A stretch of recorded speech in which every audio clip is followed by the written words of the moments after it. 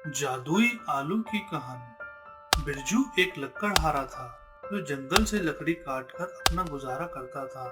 उसके परिवार में उसकी पत्नी गीता और दो बच्चे थे, कोमल और राजू। उसके बच्चे हमेशा दरवाजे पर उसका इंतजार किया करते थे। पापा आ गए, पापा आ गए, पापा आ गए। माँ देखो, पापा आ गए। और फिर सीता बिरजू की मदद करती थी लकड़ियों को नीचे उतारने में। बाप रे बाप, आज तो ये बहुत भारी है। कल मिस्त्री ने कहा था कि उसे मोटी और भारी लकड़ियां चाहिए। उसे फर्नीचर बनाने हैं। मिस्त्री बोल रहा था अगर उसे और मोटी लकड़ियां दे दूं तो वो मुझे 1,000 रुपए देगा। 1,000? इसीलिए तो सुबह से ही इन लकड़ियों को काट रहा था। तुम मेरे लिए चाय बनाओ, मिस्त्री आता ही होगा। हाँ हाँ, आप हाथ मुंह धो लीजिए। गीता ने तब तक चूल्हे पर चाय बनाने के लिए रख दिया। तभी उनके घर के बाहर से आवाज आती है। पापा, मिस्त्री चाचा आए हैं। बिरजू तुरंत वहां गया। आपका ही इंतजार कर रहा था। ये देखिए जी। अरे वाह, ये तो बिल्कुल सही लग रही है। बहुत मोटी लकड़ी है। मिस्त्री उस लकड़ी को उठाने की कोशिश करने लगा, पर वो उठा ही नहीं पाया। अरे भाई, तुम इतना वजन अकेले कैसे उठा लेते हो? अब तो आदत हो गई है। मुझसे तो अकेले नहीं उठेगी। तुम्हें मेरे साथ छोड़ने आना होगा। हाँ हाँ। मिस्त्री ने बिरजू को 1,000 रुपए दिए। फिर तभी गीता 2 कप चाय लेकर आई। मिस्त्री और बिरजू दोनों एक साथ चाय पीने लगे। मेरे पास शहर से एक बहुत बड़ा कॉन्ट्रैक्ट आया है। उन्हें बहुत अच्छे डिजाइन वाला फर्नीचर चाहिए। पैसे अच्छे दे रहे हैं। मुझे ऐसी मोटी लकड़ी और भी चाहिए। ठीक है भाई, मैं ऐसी लकड़ियां और लाऊंगा। बहुत अच्छे। फिर सीधा मेरे कारखाने में ही छोड़ देना। वैसे भी ये बहुत भारी है। हाँ, क्यों नहीं।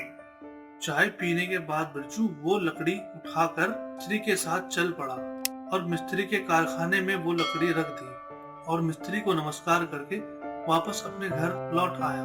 घर लौटते ही उसकी पत्नी ने खुशी से बोला, ये तो बहुत अच्छा हुआ। हाँ, ये सब भगवान की कृपा है। बिरजू ने फिर से पैसे सीता को दिए। इससे बच्चों की स्कूल फीस भर देना। इन दोनों की फीस 800 रुपए है और बचे हुए पैसों से घर का राशन भी ले आऊंगी। ठीक है। अगले ही दिन गीता ने स्कूल फीस भर दी और थोड़ा सामान भी खरीद लिया। भगवान अपनी कृपा हम पर ऐसे ही बनाए रखना। अगर ऐसा ही चलता रहा तो सब कुछ ठीक हो जाएगा। हमें कभी भी पैसों के बारे में सोचना नहीं पड़ेगा। माँ, हम लोग अब अमीर बन जाएंगे ना? नहीं तो। तुम तो अपनी पढ़ाई पर ध्यान दो। पैसों के लिए तुम लोगों को सोचने की जरूरत नहीं है।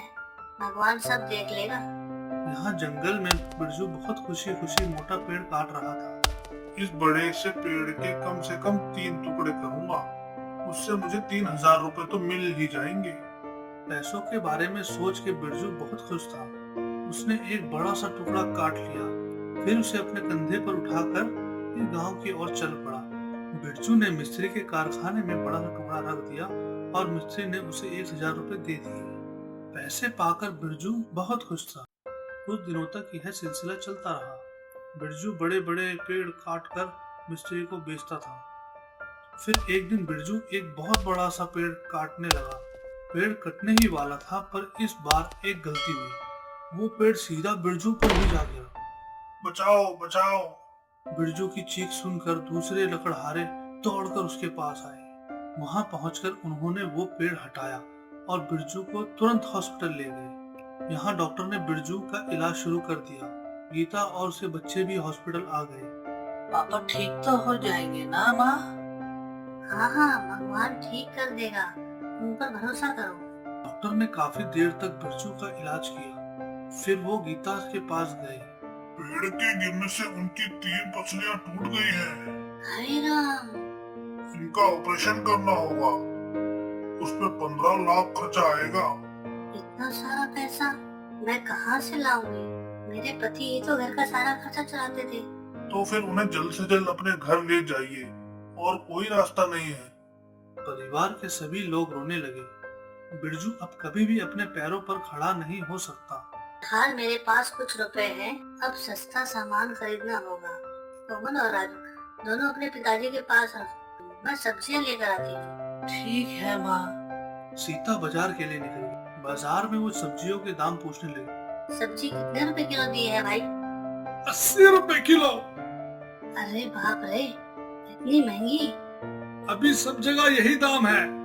सीता अब हर सब्जी वाले दाम पूछने लगी। फिर अचानक बाजार के कोने में जादू से एक आलू की दुकान आई। अरे बेटी, आलू ले लो, मेरे अपने खेत के हैं। क्या दाम है माताजी? 20 रुपए के 1 किलो।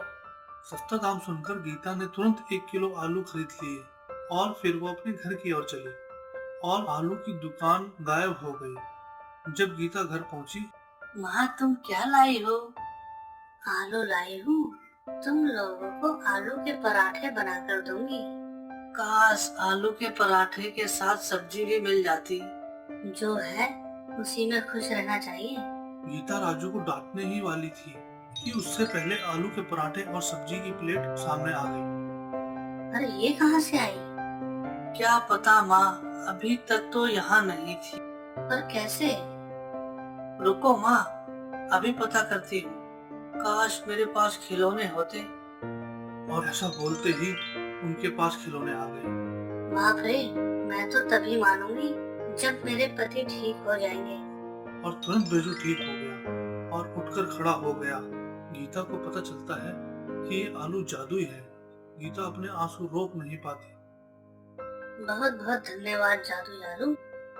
मुझे यकीन नहीं हो रहा है कि मैं अपने पैरों पर खड़ा हो गया हूँ। भगवान, मैं तेरा शुक्रिया कैसे अदा करूँ?